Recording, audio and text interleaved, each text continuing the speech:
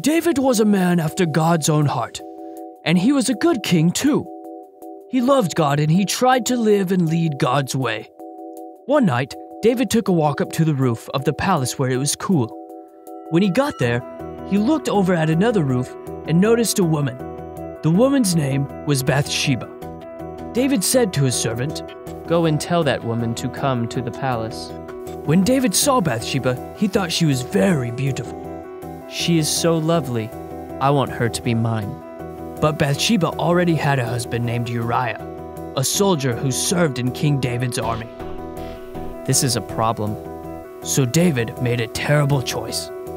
I know. I'll have Uriah killed in battle. And that's what David did.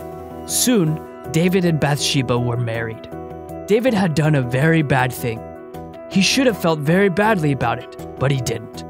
He was just glad he didn't get caught. No one will ever know. One day, Nathan came to David. Nathan was a prophet who heard from God. He told David a story. Once, there were two men.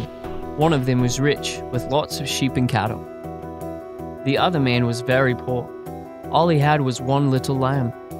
He loved the little lamb so much, he made it his pet.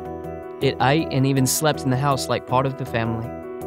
One day, the rich man had a visitor who was very hungry, and even though the rich man had hundreds of sheep of his own, he decided to go and steal the little pet lamb from his neighbor's house to cook for the visitor's dinner. What that rich man did was so wrong. He should be punished. The rich man is you. God knows what you have done. You had everything, all of the riches of the kingdom, and Uriah was poor and only had his wife, who he loved very much.